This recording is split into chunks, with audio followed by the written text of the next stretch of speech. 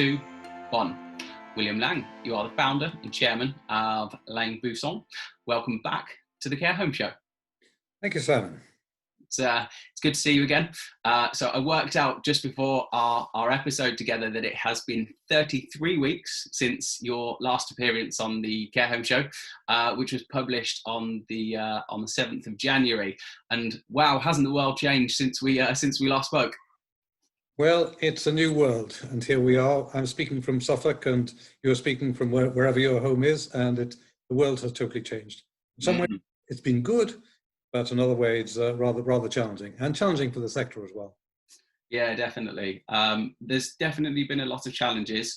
I'd like to think plenty of opportunities as well. One must try and lean towards the positive. Absolutely, yes. Get tough. Interesting point of reference for you. My home is actually Berkhamsted, so I'm not far away from your one of your LaingBuisson offices. It's probably about 3 minutes that way. Okay. But yeah. So obviously we spoke, and I think maybe COVID was something that we were conscious of, but I don't think anyone really kind of knew exactly how it was all going to play out. Of course, the last time we were sat together in the real world in a studio drinking mugs of coffee together.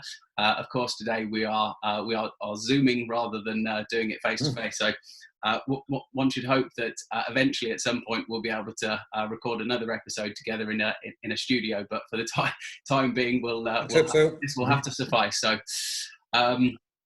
So since we've last spoke, you gave a really good introduction to LaingBuisson and what was going on at the time. Could you give the audience, just in case most people will have heard of LaingBuisson, of course, but can you give us a quick insight into what the company does and really just what's the latest in your world from a LaingBuisson perspective? Right. Well, LaingBuisson has been in existence for over 30 years now. I founded it together with my wife. My wife is the Buisson behind the name. I'm the Laing. And of course, I'm now the chairman, whereas the chief executive is now Henry Elphick.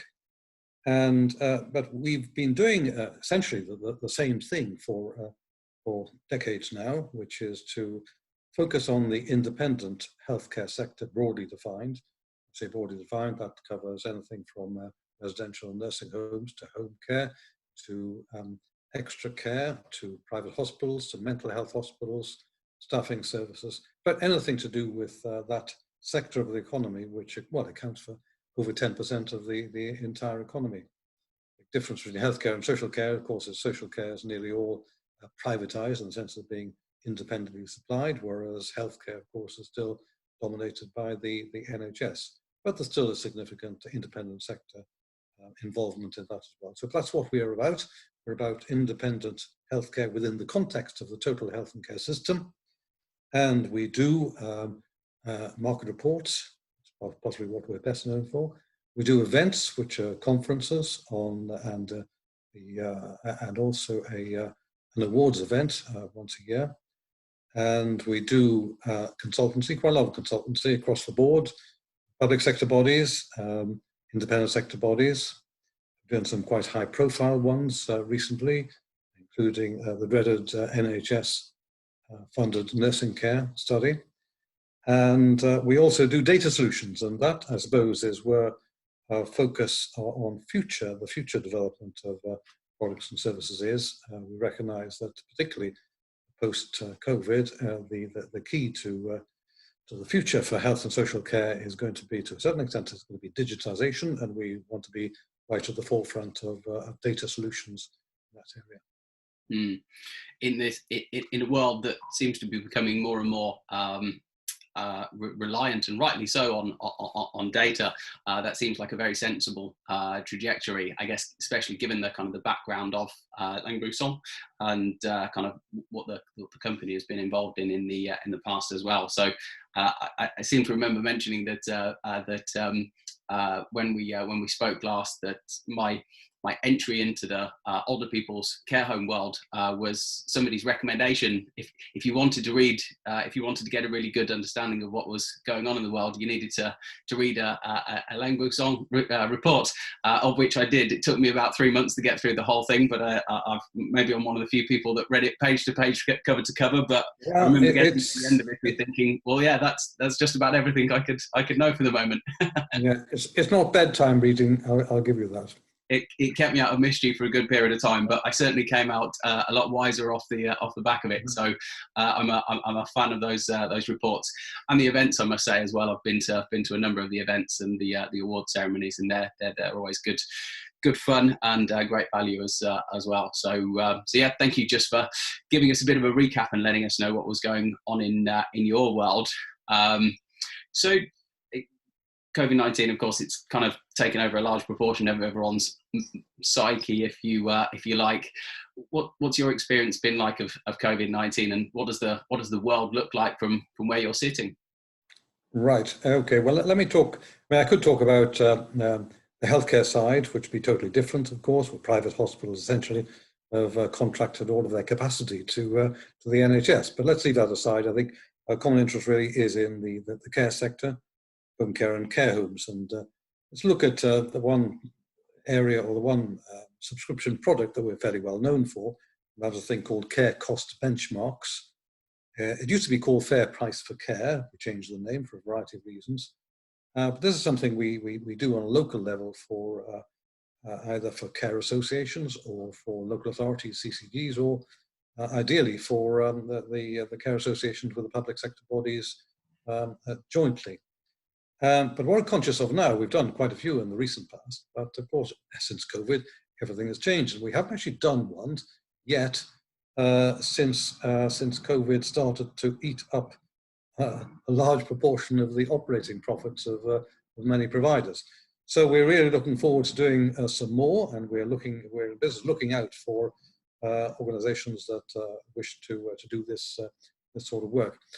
The clues that we have at the moment for the additional costs from COVID come from work which remains. Well, the fact that we're doing it is not confidential. We're doing some work together with Care England, but the findings remain confidential. Obviously, they're going to be part of negotiations with the Department of Health and Treasury, so I can't say anything about those. But it has given us an insight into the magnitude of the costs the additional costs that care homes face. I don't think I'd be giving away anything if I say that to a certain extent the immediate costs have subsided, but the big one and the problem for an awful lot of providers is lost income due to empty beds because of the deaths of people, the residents, and also reduced admissions. And that is a real problem across the sector as a whole. What I will say here is that it is hugely variable. And I hear of some care home groups, which even those which are looking for deals at the moment, backing from venture capital or whatever, which they've never been doing better. And those are the fortunate ones that, for either through accident or through design, through good management, they've managed to avoid infection from COVID. Great and good for them, but on the other hand of the spectrum, the continuum, are those who are really very, very badly affected by it, and they're not going to recover for some time. So I think that the care home sector is still looking for some sort of recompense or subsidy from central government and from local government to cover some of these costs of COVID. The extent to which they're going to succeed, let's wait and see, but certainly there is a big need out there to maintain the stability of the sector as a whole, albeit that some are doing extremely well. It's an interesting one, isn't it? Because I was chatting to somebody recently who was deeply frustrated that they were down at 94% and they were expecting to be back at kind of 96, 97 already. I mean, firstly, I was very impressed. I know they run a tight ship. They're very good at the kind of the commercial elements of their business, and they're great at marketing their organization. So it's not a surprise that they're in a good place. But I think even I think a lot of operators would love to be in that type of a position, even in fair weather conditions. So that's They would, certainly. but they're not the ones that are in problems. They're not shouting it from the rooftops.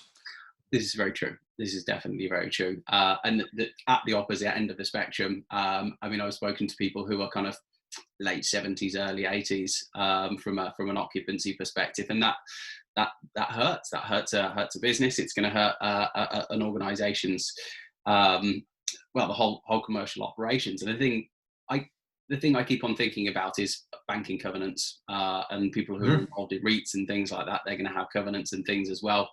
That I don't know.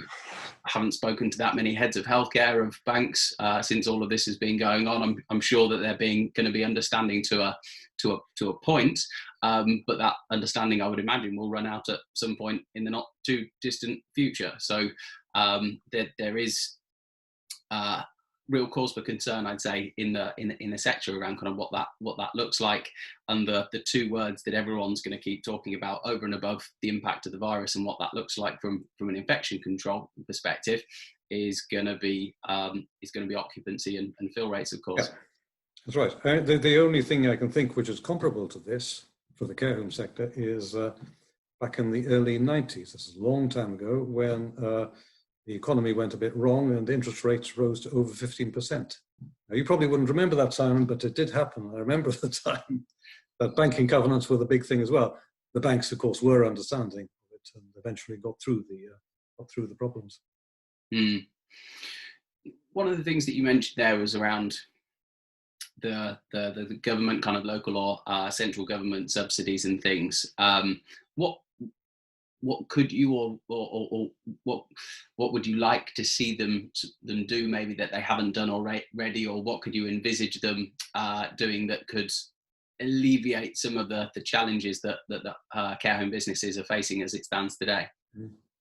Well, look, the fact is that the funding is fragmented, and the local authorities are responsible for dispersing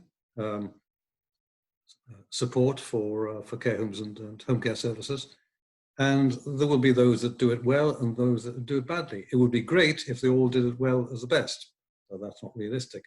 So I think it's just a matter of plugging away, and it will not be perfect, but at least a proportion of the costs will be, which additional costs which have been incurred, will eventually come through to the providers as well, but by no means all of them.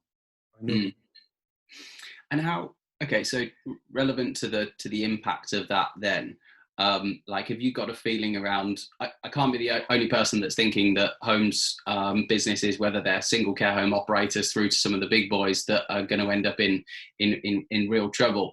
Have you got what's your feeling on kind of what that could, if the local authorities aren't forthcoming to the extent that we would hope, and it starts to have an impact on the sustainability of businesses, again, whatever their size, what's your kind of feeling on kind of how that might play out? Right. Well, I think it's similar in a sense. I'd like to look back for sort of examples which have some similarities in the past. And if you remember the Southern Cross crisis, when there was talk about closures of Southern Cross homes, etc., etc. But I think you have to draw a distinction between businesses going bust and the services closing, and they're not the same thing at all.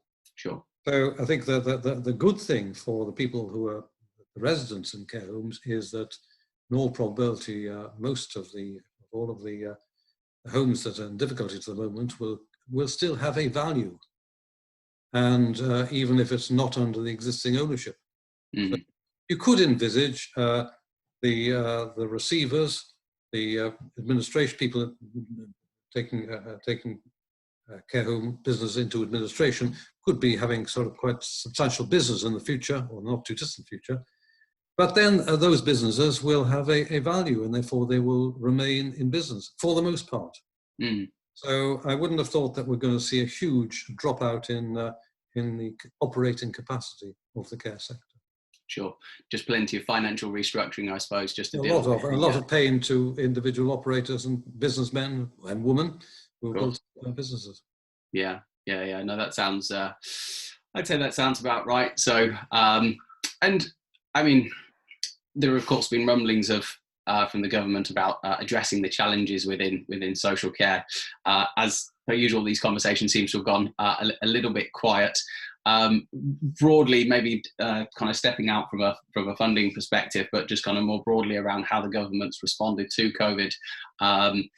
How do you feel that they fared in what has been, I guess, just about the most crazy set of circumstances that anyone could hope to, not hope to imagine for?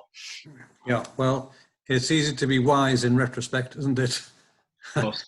And I can understand they were taking decisions very rapidly with the best information available. As it happens, they made mistakes, and those mistakes had a very, very bad effect on the sector and on residents living within care homes.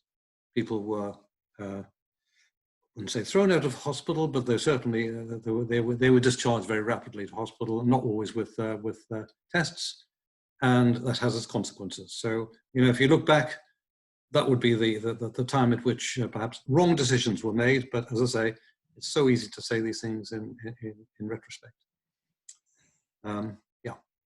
Yeah, of course.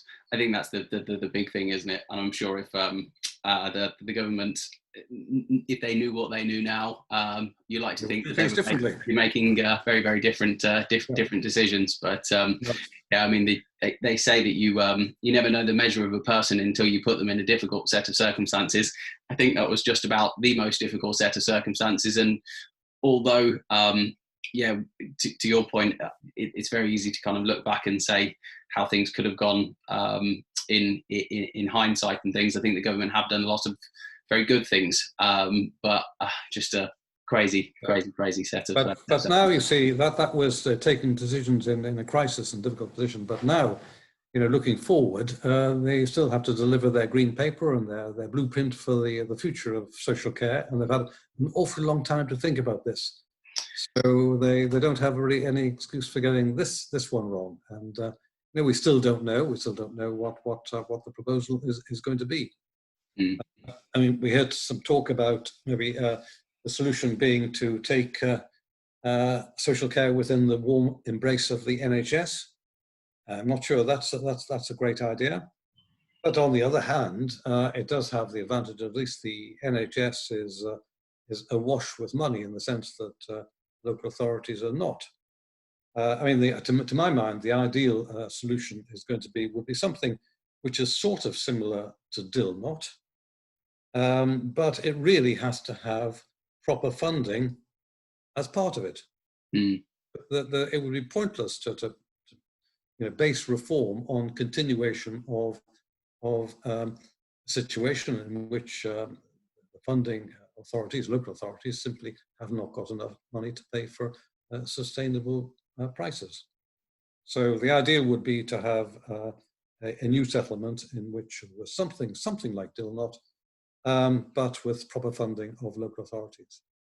And I'd much prefer that to the NHS, because basically the NHS is to do with patients and the social care is to do with. I mean, no one in the social care sector likes the medical model, and I don't think it would be a right thing to bring the social care within the ambit of the NHS.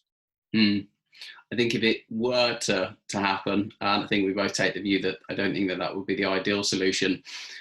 The thing that if they came with more money, that would be a good thing. But I think culturally, would the culture, the kind of the clinical nature of the NHS be right in a residential or in a kind of in a home care setting? It doesn't feel right. I don't think it would. I don't think it would put so much value on the individual. I'm sure they'd like to think that would be the case, but I would probably beg to differ.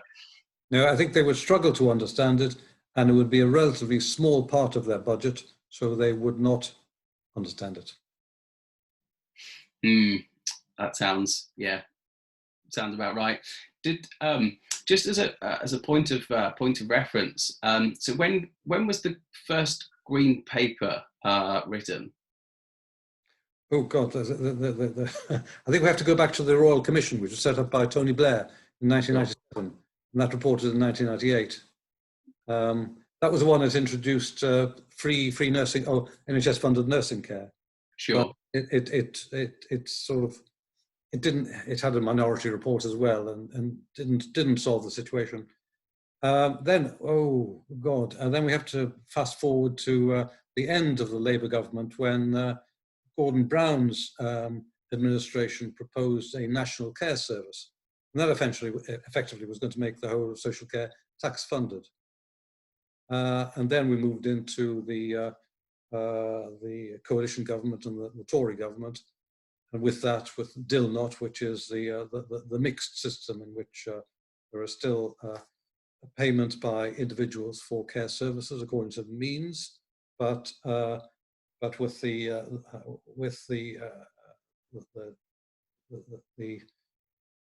amount of money that individuals themselves have to pay changed and made less demanding of individuals. Now, as you know, at the moment, the cut-off point is 23,250, and if you have more than that, then you're not entitled to any state support for care homes.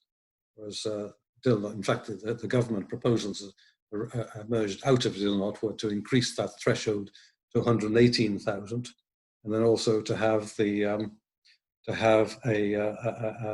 addition to that, a cap on individual spending. The Dilnot analysis is absolutely dead right, I believe, that social care is one of the only areas that we can think important areas of the economy where effectively it is impossible to self-insure. So therefore, you need the state to act as an insurer of last resort. So I think that analysis is correct. But the method that Dilnot chose of the increased threshold plus a cap on individual spending, I'm not going to go into the details of it, but it's rather complex, and I think would have led to disappointment among people when they realised that what they were being offered in the way of cap funding is not quite what it seemed on the packet. I mean, we had in LaingBuisson, in fact, we put out a white paper on this a couple of years ago, an alternative to Dilnot, which is, well, not an alternative, just a sort of tweak on Dilnot. It's the analysis is the same, that you need state funding to ensure that the people avoid the catastrophic costs of care services. But you do it not through a threshold and a cap, but you do it by the simple method of saying, you, each individual out there, should be entitled to retain X% of your assets, which will be mainly in the form of housing. And then once you've exceeded that, then you're entitled to state funding. So that would be a fairly simple way of thinking. So that, for example, we're not going to use your parents. We'll say, you know, Mr. and Mrs. X. Well, Mr. X dies, Mrs. X is left, needs to go into a care home. She has £300,000 worth of house. She is guaranteed by the state that she will keep 70% of that. And once she's spent down 30% of her assets, she is entitled to state support. Now, that would have been actually a simpler and less liable to disappointment method than the cap and threshold that Dilnot suggested. But at the end of the day, the analysis is the same. It needs a state to step in where catastrophic care costs cannot be afforded by individuals. And that is different from the Gordon Brown National Care Service, which is funded by taxation. I simply don't think it's fair. I'm sure lots of other people don't think it's fair to put the costs of long-term care effectively onto the ordinary taxpayer, who was already burdened an awful lot. And the reality is that you know, the older people, like myself, are sitting on trillions of pounds worth of assets, and it's only reasonable that they should pay in part for the costs of care.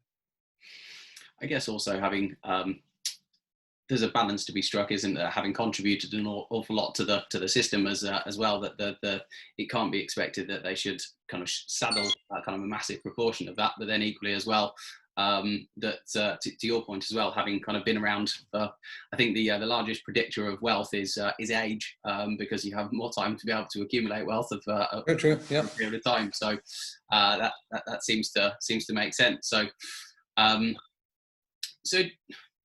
I mean, looking at where we are from an economic standpoint, and I guess as somebody who's spent their entire career looking at the world through an economic lens, where can you see the impacts of kind of where we're at the moment, kind of in this recessionary period? How can you see that impacting on the care home sector, and what do you expect to happen in the future?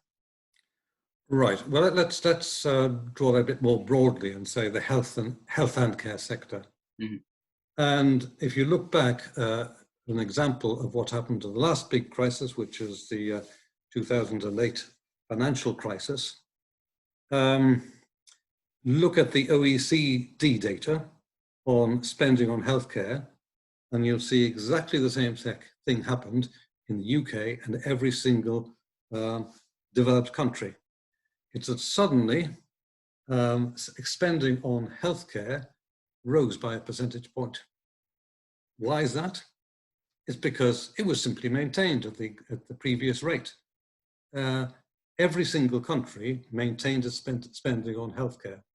And because GDP went down, that meant the spending as a percentage of GDP went up by a percentage point. Got you. And that is, that's absolutely striking if you look at the figures. And since then, it's stabilized. There's this blip upwards in 2008 to 9 to 1% more. So what will happen with this time round, with this recession? The same thing will happen. Healthcare will take an upwards jump in the spending as a percentage of GDP. And we will hope that at the same time, social care will, maybe it won't be retained or maintained quite the same level, but I think there will be a tendency for it also to go up as a percentage of GDP. So basically, I think the nature of politics and the nature of society is such now that one has to continue spending on infrastructure and on social security, and that is what will happen. Sure. Yeah, that makes sense. And do you have a kind of a view? I know this isn't kind of sector specific, but as a trained economist and someone that's obviously spent their kind of life's work looking at the economy, where do you feel we are as a country from an economic standpoint? Obviously, we're now in a recession. I've heard people talk about V-shaped recessions and U-shaped recessions. I guess any kind of view on that? No idea. No idea. Fair enough. I think it's a question that's probably certainly above my pay grade, and I've been asking people who I know are intelligent to see what their view is. But I guess we're in completely unprecedented times, aren't we? So in some ways, I can imagine that a lot of people will be ripping up the rule book because there's so many unanswered questions as it stands at the moment too. Yeah, that's about it. Okay. I know that the true cost of care, I know you've mentioned this briefly, but I know it's a subject that you're both extremely well informed on and something that you're deeply passionate about. You've touched upon some of the work, but you couldn't, obviously I know that this is something that you're very keen on doing at the moment for all of the obvious reasons. Can you explain to my audience a little bit more about the work that, some more about the work that you've done previously and other things that you're looking to achieve from a true cost of care perspective? Right. Well, the basics, what we know is that since the 1993 settlement, when local authorities took over, there has been a growing divide between public paid fees and privately paid fees. This was never quantified until a few years ago when we did some work for a group of local authorities, the county council network within the LGA. where we actually got hard data from a number of providers showing quite clearly that the premium that's paid by private payers was at that time about 44% on top of the average fee paid by pure local authority payers. And this was followed about a year later by some work by the Competition and Markets Authority, the CMA, and they found more or less exactly the same thing, 40% plus premium. So that's the basic problem, and it's unfair, of course. And on the other hand, it's understandable because the local authority is a cash trap, and that's exactly how the care home operates, how it survives, by charging private payers more than public payers. Bad luck, of course, for those that don't have many private payers around, up in the north of England, and the southwest, etc., where the problems are at their greatest. So it's a real issue.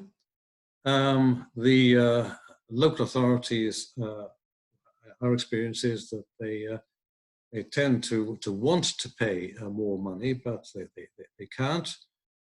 They go into fair price exercises with the best intentions, and then they find that what is proposed as being a genuine sustainable fee is simply too much, and so it struggles on. But what our care cost benchmarks method seeks to do is to define exactly what those basic costs are of care homes. Of course, now it'll be a bit different because of COVID and the extra costs of PPE, etc., etc., etc. And to do it at a very granular level, so there's no argument about it. You know that there are so many hours of care per resident per week. There is a certain average pay rate for carers, which is too low, of course.